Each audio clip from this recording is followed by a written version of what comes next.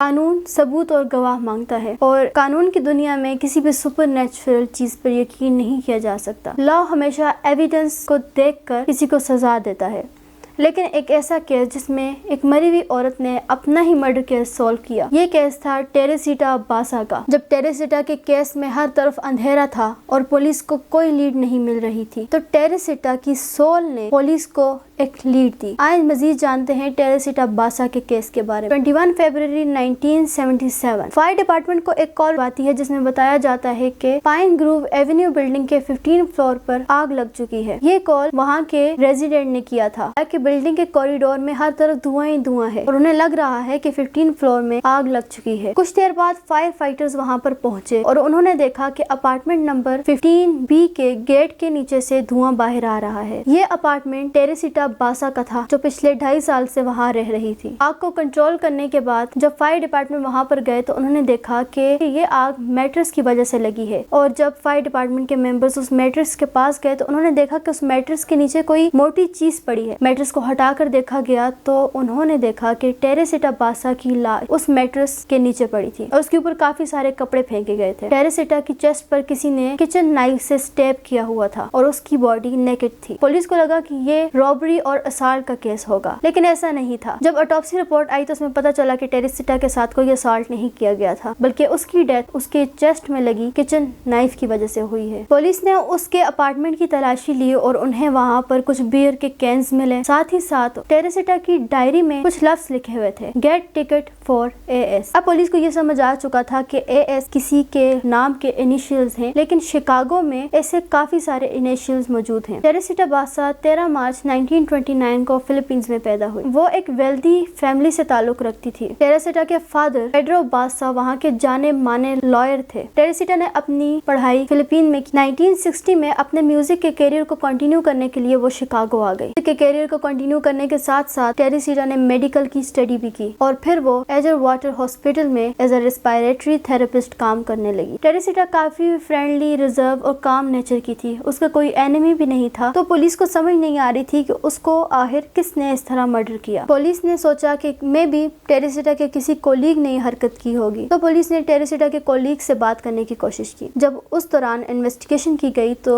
Ruth lobe نے کہا کہ ٹیریسیٹا اس دن روزانہ کی طرح 5:30 بجے اپنا کام ختم کر واپس چلی گئی تھی۔ اس دن روتھ لوب کی ٹیریسیٹا کے ساتھ تقریباً 30 منٹ تک بات ہوئی۔ اس دوران ٹیریسیٹا نے اسے بتایا کہ اسے اپنے کسی میل گیسٹ کو ریسیو کرنا ہے اور وہ اس سے کچھ دیر بعد بات کرے گی، لیکن ٹیریسیٹا نے کی آئیڈینٹی کے بارے میں نہیں بتایا تھا۔ پولیس نے اس ہاسپٹل کے اور ٹیریسیٹا کے کولیگز کے فنگر پرنٹس بھی ان بیئر کے کینز پر ملے، فنگر پرنٹس کے ساتھ میچ کرنے کی کوشش کی، لیکن انہیں کوئی لیڈ نہ مل سکی۔ اس ٹائم ٹیریسیٹا کا کیس جوزف سٹیچولا ہینڈل کر رہے تھے۔ 5 ماہ گزر چکے تھے، لیکن ٹیریسیٹا کے کیس میں کسی قسم کی کوئی لیڈ نہیں مل پا رہی تھی اور یہ نوبت آ چکی تھی کہ مے بی ٹیریسیٹا کا کیس بند کر دیا جائے۔ لیکن اچانک ایک دن جوزف سٹیچولا کو ڈاکٹر چوا کی کال آئی اور انہوں نے بتایا کہ وہ ٹیریسیٹا کے کیس کے بارے میں ان کے ساتھ کچھ ڈسکس کرنا چاہتے ہیں۔ اب اتنے عرصے بعد جب پولیس کو کوئی لیڈ ملی تو وہ فوراً ڈاکٹر چوا سے ملنے کے لیے چلے گئے اور انہوں نے ایک میٹنگ ارینج کروائی۔ ڈاکٹر چوا نے بتایا کہ ان کی وائف ریمی پیس چوا پچھلے کچھ مہینوں سے ایک ٹرانس اسٹیٹ میں چلی جاتی ہیں اور وہ کلیم کرتی ہے کہ وہ ٹیریسیٹا باسا ہے۔ یہ تقریباً 3 دفعہ ہو چکا تھا۔ ڈاکٹر چوا نے بتایا کہ ان کی وائف ریمی بیس پچھلے 3 دفعہ اس طرح ایک ٹرانس حالت میں جا چکی ہیں اور اس دوران وہ کلیم کرتی ہیں کہ وہ ٹیریسیٹا باسا ہیں۔ ٹیریسیٹا باسا کی سول ریمی بیس میں آ رہی تھی اور وہ بار بار ڈاکٹر سے مدد مانگ رہی تھی۔ ٹیریسیٹا کی سول یہ چاہ رہی تھی کہ ڈاکٹر پولیس کو اپروچ کر کے بتائیں کہ اس کا قاتل اب بھی باہر کھلا گھوم رہا ہے۔ ڈاکٹر چوا اور ریمی بیس بھی فلپینز سے تھے اور وہ یہاں مائگریٹ ہو کر آئے ہوئے تھے۔ ریمی بیس ٹیریسیٹا کی کولیگ تھی اور وہ بھی ایز اے ریسپائریٹری تھراپسٹ ٹیریسیٹا کے ساتھ کام کیا کرتی تھی۔ چوا نے بتایا کہ جب ریمی بیس اس ٹرانس اسٹیٹ میں جاتی ہے تو اس کا ایکسنٹ چینج ہو جاتا ہے۔ جب تیسری دفعہ ریمی بیس ٹرانس اسٹیٹ میں گئی تو ڈاکٹر چوا نے پوچھا کہ اگر ہم پولیس کو کال بھی کر دیں اور پولیس کیسے یقین کرے گی ہماری بات کا؟ ٹیریسیٹا کی سول نے بتایا کہ وہ ان کو پروف اور ایویڈنس بھی دے گی۔ ٹیریسیٹا کی سول نے بتایا کہ اس رات اس کا ایک کولیگ ایلن شوری اس کے گھر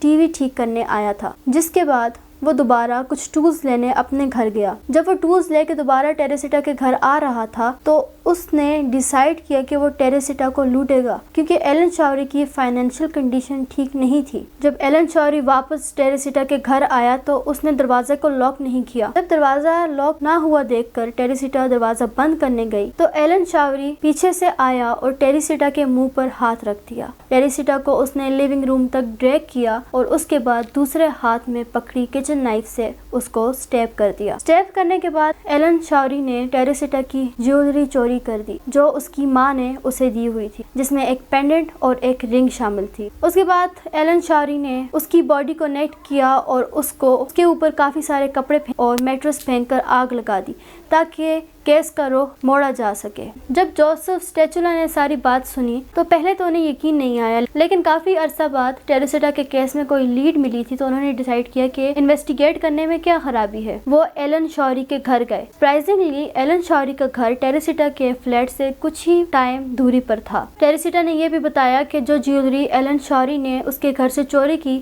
تو وہ اس نے اپنی گرل فرینڈ کو ایز اے گفٹ کے طور پر دی تھی، کیونکہ ایلن شاوری کو پتا تھا کہ اگر وہ جیولری کو سیل کر دیتا تو وہ پکڑا جاتا۔ اس کے بعد رابرٹ سٹیچولا اس کے گھر گئے اور انویسٹیگیٹ کیا گیا۔ انویسٹیگیشن کے دوران اس کی گرل فرینڈ سے بات کی گئی اور جب ایلن شاوری کی گرل فرینڈ کی جیولری چیک کی گئی تو اس میں پولیس کو وہی پینڈنٹ اور رنگ ملی جو ٹیریسیٹا باسا کی تھی۔ اس رنگ اور پینڈنٹ کی آئیڈینٹیفیکیشن ٹیریسیٹا باسا کے ایک کزن نے کی تھی۔ اس کے بعد ایلن شاوری کو اریسٹ کر دیا گیا اور کچھ ٹائم بعد ایلن شاوری نے کنفیس کیا کہ اسی نے ٹیریسیٹا باسا کو قتل کیا تھا۔ ایلن شاوری بھی اسی ہاسپٹل میں کام کرتا تھا اور وہ ٹیریسیٹا کا کولیگ تھا۔ ایلن شاوری ٹیریسیٹا کا ایک اچھا دوست تھا اور ٹیریسیٹا اس پر ٹرسٹ کرتی تھی۔ اس دن ٹیریسیٹا کی ٹی وی خراب ہو گئی تھی تو اس نے ایلن شاوری کو کہا کہ وہ اس کی ٹی وی ٹھیک کر دے۔ ایلن کی فائنینشیل کنڈیشن اتنی اچھی نہیں تھی اور ان کاموں کے بدلے ٹیریسیٹا اس کو کچھ ڈالرز پے کرتی تھی، تو ایلن اس دن شام کو ٹیریسیٹا کے گھر گیا اور اس نے ٹی وی کو دیکھا۔ جیسا کہ پہلے میں نے بتایا کہ ٹیریسیٹا کو میوزک کا کافی شوق تھا اور وہ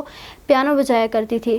انہوں نے ایک بینڈ بنایا تھا۔ ٹیریسیٹا نے ایلن کو آفر کیا کہ ان کے بینڈ میں ایک ڈرمر کی ضرورت ہے تو کیا وہ ڈرم بجا لے گا، جس پر ایلن نے کہا کہ ہاں۔ تو ٹیریسیٹا نے کہا کہ میں تمہارے لیے ٹکٹ لے لیتی ہوں تاکہ تم آ کر ہماری پرفارمنس دیکھ لو اور سیکھ لو کہ ڈرم کیسے بجاتے ہیں۔ جس کے بعد ٹیریسیٹا نے اپنے نوٹس میں یہ لکھ دیا کہ گیٹ ٹکٹ فار AS تاکہ وہ یہ بھولے نہ۔ ٹی وی کو چیک کرنے کے بعد ایلن اپنے گھر واپس چلا گیا ٹولز لینے کے لیے، لیکن جب وہ راستے میں واپس آ رہا تھا تو اس کی نیت بدل گئی۔ اس نے ڈیسائیڈ کیا کہ وہ ٹیریسیٹا کے گھر میں چوری کرے گا، جس کے بعد اس نے یہ کرائم کمٹ کر دیا۔ ایلن کے ٹرائل سے پہلے ولیم سوانو نے کہا کہ ایلن پہ مرڈر چارجز ختم کر دیے جائیں کیونکہ کسی بھوت پریت کی بات پر کسی کو سزا نہیں دی جا سکتی، لیکن رابرٹ سٹیچولا نے کہا کہ لیڈ کہیں سے بھی ملی ہو، یہ پروف ہوتا ہے کہ ایلن نے ہی ٹیریسیٹا کا مرڈر کیا ہے۔ اکتوبر 1978 کو ایلن کے ٹرائل سٹارٹ ہوئے اور پہلے ٹرائل کے دوران ایلن اپنے کنفیشن سے مکر گیا۔ اس نے کہا کہ اس نے ٹیریسیٹا کو نہیں مارا